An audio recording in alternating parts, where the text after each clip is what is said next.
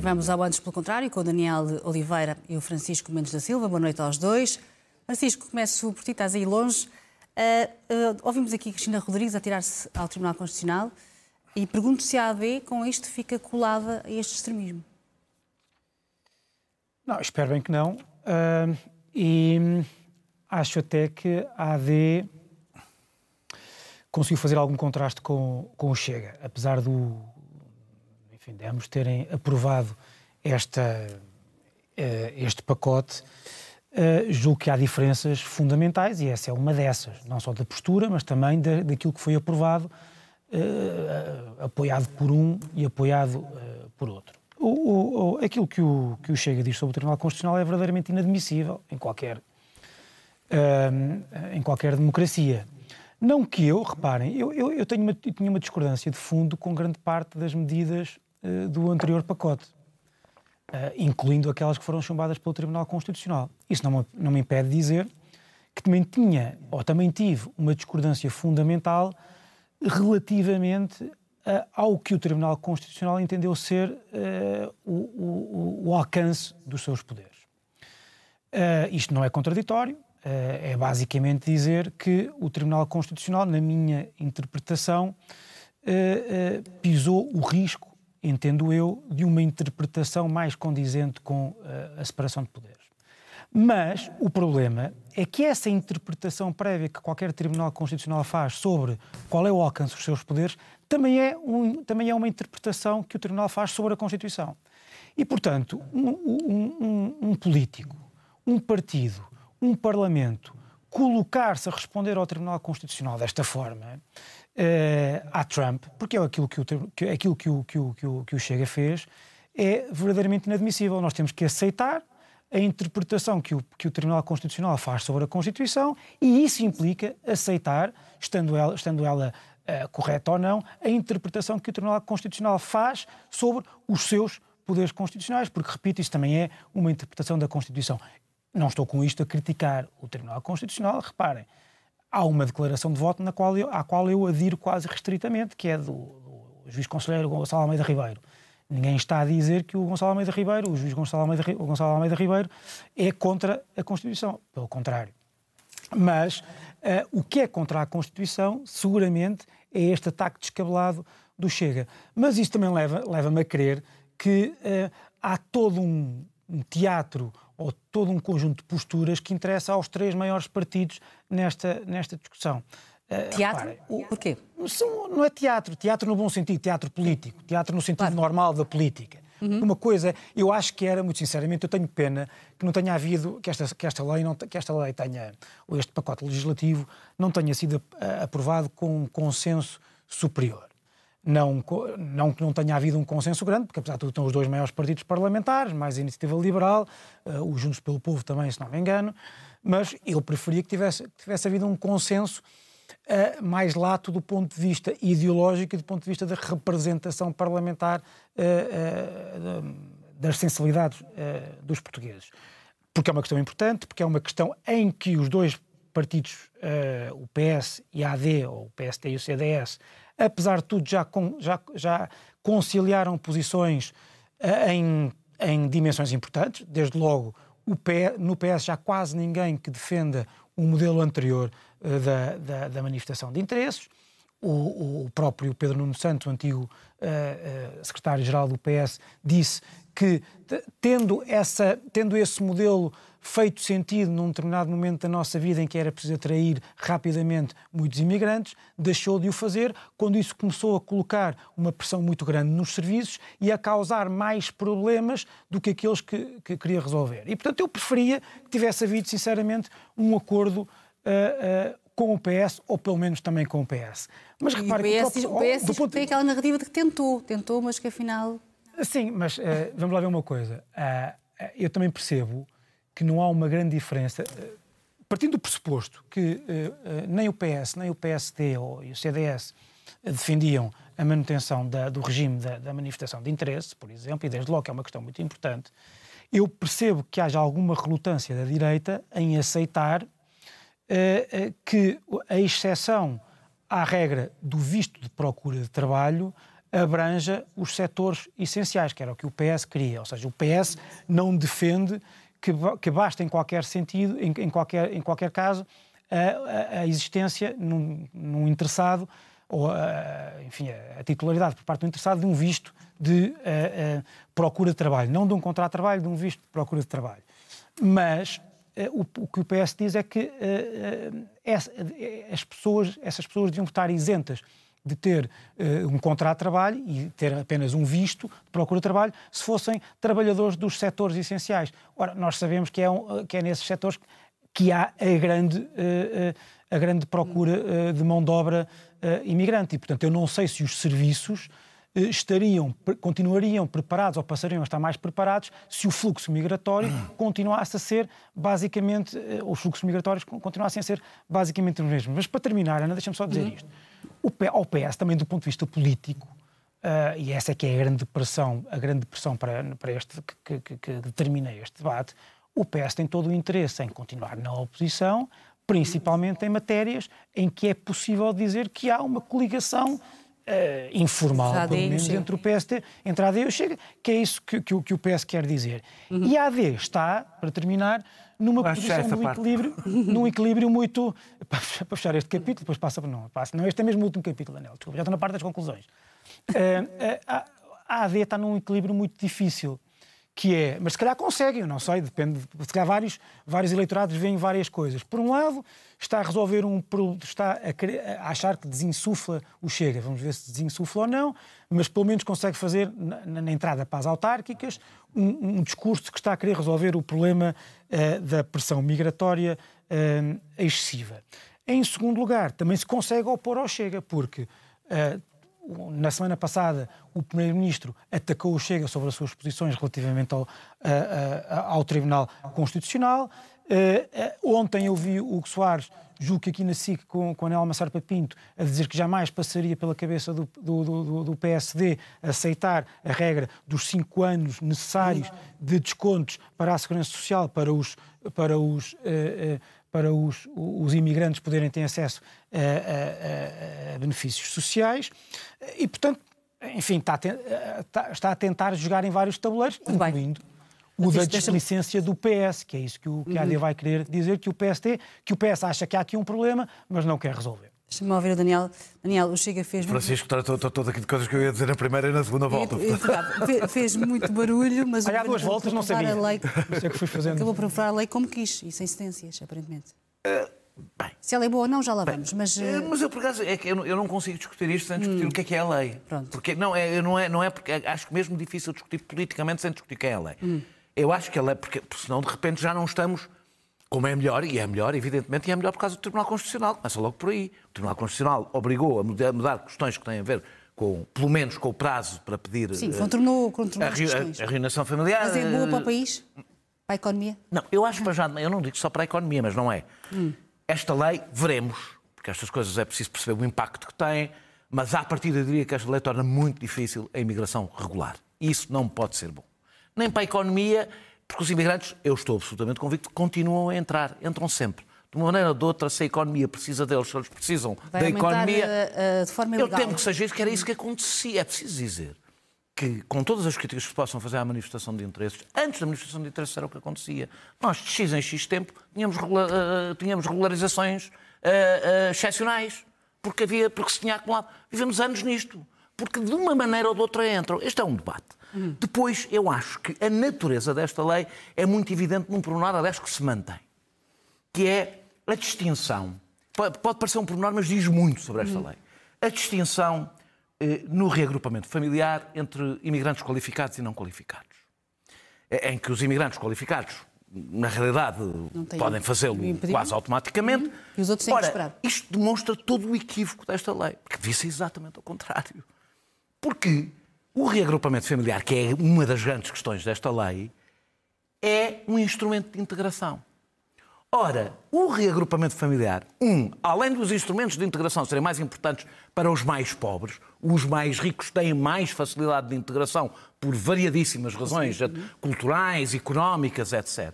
2, Um trabalhador qualificado tem muito mais facilidade em manter relação com as suas famílias, em viajar, em voltar aos países, do que um trabalhador que vem para aqui já não pode sair daqui porque não sequer tem meios para sair daqui. Ou seja, porquê é que eu digo que isto é importante? Porque demonstra que o governo integrou completamente um discurso do Chega, que é o reagrupamento familiar é mau. E, portanto, deve ser evitado para a maior parte das pessoas, enquanto aqueles... Em vez de se ver o reagrupamento... E isto diz tudo sobre... Há ou não há nesta lei uma estratégia de integração dos imigrantes, assumindo, e eu assumo, que a imigração levanta questões, levanta problemas, levanta conflitos e tudo o que pudermos fazer para uma integração plena facilita, também cria outros problemas, mas minora os problemas que ele causa. Se assumimos, pegando nos números, que precisamos dos imigrantes para a economia, a grande questão é, conseguimos ou não conseguimos integrá-los, quer do ponto de vista material, quer do ponto de vista cultural, político, etc. Por exemplo, se me diferem, o que está na lei sobre os imigrantes terem que aprender a língua, completamente de acordo. Gostava de debater a seguir se o Estado, como em alguns países se faz, garante gratuitamente, por exemplo, cursos pós-laborais. Há países que os têm. Porquê? Porque é uma coisa que interessa ao próprio Estado, que interessa ao próprio país. E eles não aprendem a língua por milagre, não é? Não chegam aqui e de repente começam a falar português. Sobretudo se tiverem determinado tipo de trabalhos onde a questão não se põe. Levantar a questão dos 5 anos, que foi um grande debate. Dos 5 anos para os subsídios, onde o Governo aparentemente não recuou, veremos, recua noutras coisas que são menos visíveis.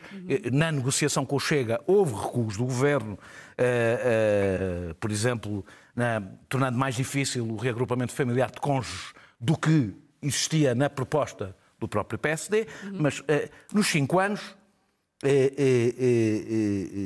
que a ideia de que só podem receber subsídios ao fim dos primeiros 5 anos. A regra para mim é simples. Se se paga nas mesmas condições, recebe-se nas mesmas condições. A não ser que haja uma regra que nos primeiros 5 anos os portugueses, quando descontam, não recebem subsídios nenhum, é nos primeiros 5 anos que qualquer pessoa desconte ou recebe ou não recebe. Não pode haver uma regra que... Bom, tu podes descontar nos primeiros 5 anos. O estrangeiro e o português recebe subsídios e o estrangeiro só paga. Isto não pode existir como lá. O Governo não iria nunca ceder a isto por uma razão. Acho que isto não passava no Tribunal Constitucional e, portanto, o Governo não tinha como ceder. Agora, eu, por exemplo, ouvi hoje o Hugo Soares fazer um discurso sobre vamos fiscalizar melhor. Ninguém diz isto sobre os portugueses. Vamos fiscalizar melhor o subsídio de desemprego. Ou se diz isto para toda a gente, para os portugueses e não portugueses. Ou seja, confirmando uma suspeita generalizada que não tem, esta que é a questão importante, não tem nenhuma base factual, mas não tem mesmo nenhuma base factual. É uma coisa que nasce de uma onda de fake news criadas pela extrema-direita. Não é percepções, é percepções criadas nas redes sociais, pessoas a mostrarem recibos, que eu já vi, recibos que são forjados. Ora, uma das coragens que se tem que ter perante a extrema-direita é não aceitar ideias feitas que ela própria constrói. A partir do momento que começamos nós próprios a funcionar, porque é mais fácil, dentro da lógica que a própria extrema-direita cria, isso não tem fim.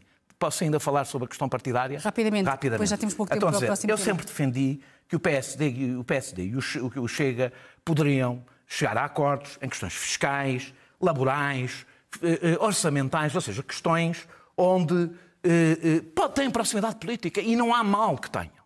E sempre defendi que o Partido Socialista, que o PSD devia procurar o Partido Socialista para questões de regime, da justiça, dos direitos humanos, da imigração, ou seja, devia aí valer o bloco constitucional. Ora, o que estamos a assistir é exatamente o oposto. É o Governo aprender o Partido Socialista, onde ele deve ser uma alternativa, dentro da alternância de quem pisa um chão comum, que é propostas fiscais, propostas que não põem em causa o regime, mas que são pontos de vista económicos, etc., diferentes, e entender-se com o Partido, e está a entender-se com o Chega nas questões sensíveis. Eu aliás, hoje vi o truque que me irrita, confesso que é a coisa que mais me irrita neste governo em Montenegro, que é tomar-nos por parvos, que é ouvir, por exemplo, o Luís Montenegro dizer que negociou com o Chega e negociou com o Partido Socialista e ficou a meio, quando nós sabemos que o que foi aprovado com o Partido Socialista foi uma coisa totalmente irrelevante e a negociação foi com o Chega. E é o Governo pôr-se num lugar de charneira que é falso. Neste assunto, é falso. Decidiu, tem toda a legitimidade para decidir que o Chega, mas então assume isso, julgando que o está a destrunfar. E isso todas as experiências em todos os países demonstra, não destrunfa. Não é verdade que destrunfe, não resulta e mais, quando tivermos problemas económicos e orçamentais, porque dependemos da segurança social, dos descontos para a segurança social, por problemas de falta de imigração e de mão de obra, quem vai ganhar os louros vai também ser o Chega que pressionou para isto, porque é quem ganha os louros de uma situação. Muito bem, vamos avançar, Francisco, para outro tema. Temos apenas 2 minutos para cada, é pouquíssimo. Vai ser um toque e foge. Sobre esta campanha das autárquicas que arranca hoje oficialmente, enfim, já está muito na estrada. E a minha pergunta é se, na tua opinião, o PS, como aliás um estudo há poucos dias dizia, é o partido que está em maior risco, e se este é o grande teste de algodão à implantação do Chega no território, no país, em termos locais? Bem, 2 minutos. 2 minutos. É um desafio. Aquele axioma habitual que nós costumamos ouvir, que não há leituras nacionais das autárquicas, vai ser destruído nestas eleições. E, em primeiro lugar, por causa disso do Chega, porque estas vão ser aquelas eleições em que o Chega vai ser verdadeiramente normalizado. Por várias razões, porque nós não tivemos eleições autárquicas nos últimos 4 anos, e nos últimos 4 anos o Chega cresceu brutalmente, com 3 ou 4 eleições nacionais completamente estúpidas do ponto de vista da sua oportunidade. Vai substituir o PCP como terceira força política, provavelmente. Vai-se implantar, vai ter vereadores que nunca mais acabam e membros das assembleias de freguesia. Portanto, vai ser um partido próximo das pessoas, já não vão ser só aqueles bonecos da televisão que as pessoas vão conhecer a senhora do cabeleireiro que é vereador, que é membro da Assembleia Municipal, ou que é vereadora, o senhor que conheciam da escola ou da repartição, que é do Chega local, vão ter acesso a orçamentos, vão ter acesso às forças vivas das regiões, porque vão aderir ao Chega, e mais do que a preocupação com os sítios onde o Chega vai ganhar eleições, eu acho que nós devíamos estar atentos àqueles sítios onde o Chega não vai ganhar eleições, porque em muitos desses sítios, dezenas de municípios, centenas de juntas de freguesia ou assembleias de freguesia, o que vai acontecer é que quer o PSD, quer o PS, vão fazer acordos mais ou menos estruturais, mais ou menos pontuais, com o Chega, porque não tem outra hipótese. E a partir daí... diz que não, o PS não vai fazer. Vamos ver. Basta falar com as pessoas, basta conhecer 3 ou 4 pessoas em alguns sítios de Portugal para perceber que isso cairá em saco roto. Sobre o PS, referiste aí um estudo, bem, eu não tenho estudos para isso, mas, portanto, confio no estudo. Eu acho que se pode ver, de facto, que a marca do PS está bastante depreciada. Onde é que eu vejo isso? Vejo isso nos sítios em que eu vivo. Viseu, que é onde eu vivo boa parte do tempo e onde eu voto, e no Porto.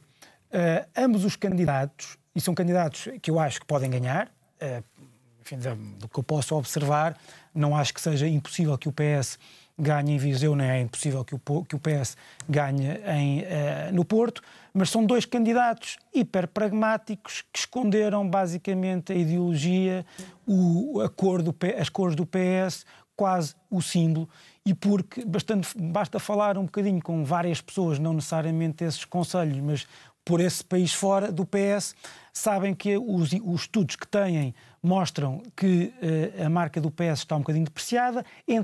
No deve haver das fragilidades e das forças dos candidatos do Partido Socialista, no topo das fragilidades está a ligação a essa marca, e o PS pode ter mais notícias. Bem, Francisco, tenho que passar para lá para o Daniel, só não temos mesmo tempo, Daniel.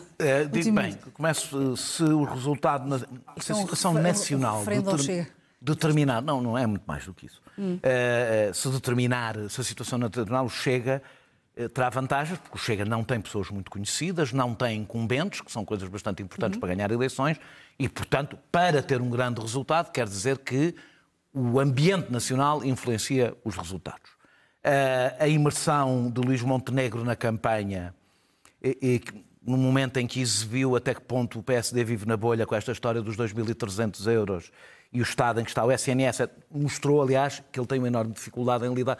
Habituou-se de tal forma a falar para jornalistas que não podem fazer perguntas, que a entrada dele não começou bem, porque já não está habituado. Isto é uma coisa que se treina, não é? E quando se perde o treino, geralmente corre mal. Mas este não é o melhor momento para o PSD, apesar do timing fiscal ser bom, esse foi criado.